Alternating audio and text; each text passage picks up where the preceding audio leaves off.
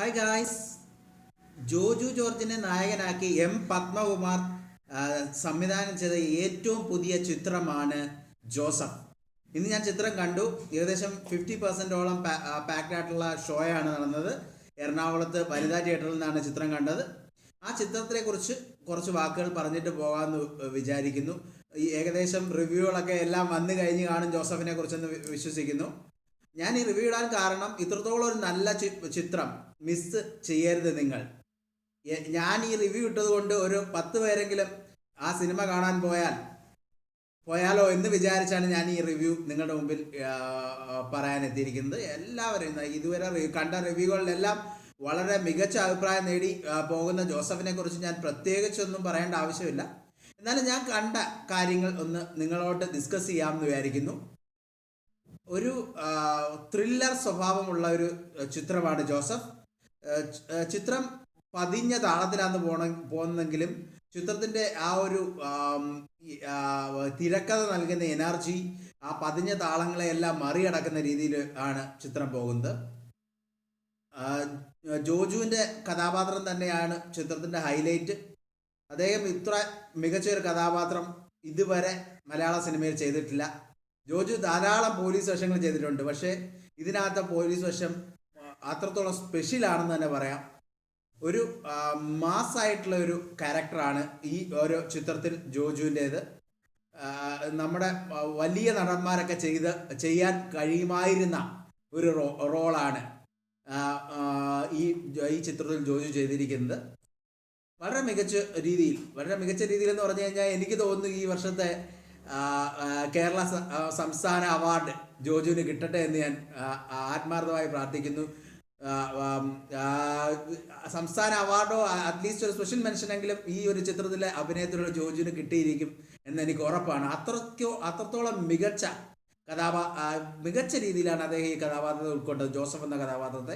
ജോസഫിൻ്റെ കഥാപാത്രത്തിലെ ഏകദേശം 3 കാലഘട്ടങ്ങളിലൂടെയാണ് ഈ ജോജുവിൻ്റെ അഭിനയം കടന്നു പോകുന്നത്.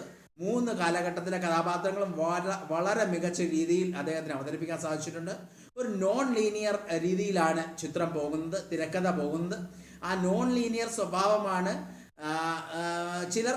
ചിലർക്കെങ്കിലും അത് കല്ലുകടിയായിട്ട് തോന്നാമെങ്കിലും എനിക്ക് വളരെ ആസ്വദിക്കാൻ കഴിഞ്ഞത് ഈ ഒരു നോൺ ലീനിയർ സ്വഭാവമാണ്.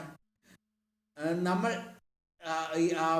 ഇത്തരത്തിൽ നോൺ ലീനിയർ ആയിട്ട് പോകുന്ന ഒരു ചിത്രം നമ്മളെ കൂടെ കുറച്ച് രീതിയിൽ അത് സിനിമയിൽ ഇൻവോൾവ് ചെയ്യിപ്പിക്കാൻ സഹായിക്കുന്നുണ്ട്.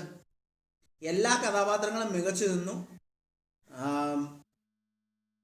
പ്രത്യേകിച്ച് എടുത്തു പറയാൻ എല്ലാ കഥാപാത്രങ്ങളും മികച്ചു നിന്നു. നായിക കഥാപാത്രങ്ങൾ വളരെ മോശമായിട്ട് തോന്നി.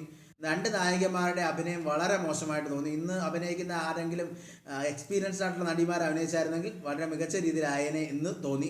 ഇത് മാത്രമേ ഇതിൻ്റെ നെഗറ്റീവായിട്ട് പറയാൻ പറ്റുള്ളൂ. ബാക്കി ഈ സിനിമയിലെ ഓരോ കഥാപാത്രങ്ങളും വളരെ മികച്ച രീതിയിൽ തന്നെ കൈകാര്യം ചെയ്തു. അതുപോലെ നെടുമുടി വേണുചേട്ടനൊക്കെ നാളുകൾക്ക് ശേഷം സിനിമയിൽ കാണുകയാണ്. വളരെ മികച്ച ഒരു കഥാപാത്രമായി വേണുചേട്ടൻ ഈ സിനിമയിലുണ്ട്.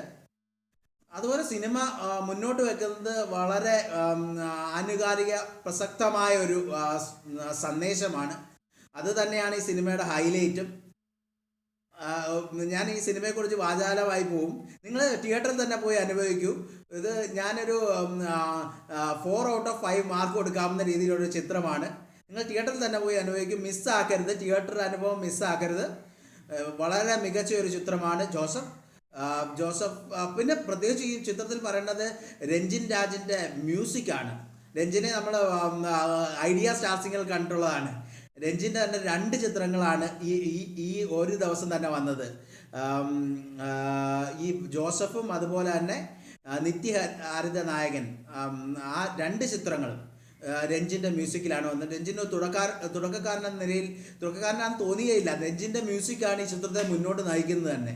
വളരെ മികച്ച ഒരു വാഗ്ദാനമാണ് രഞ്ജിൻ എന്ന് ഈ ചിത്രത്തിലൂടെ തെളിയിക്കുന്നു.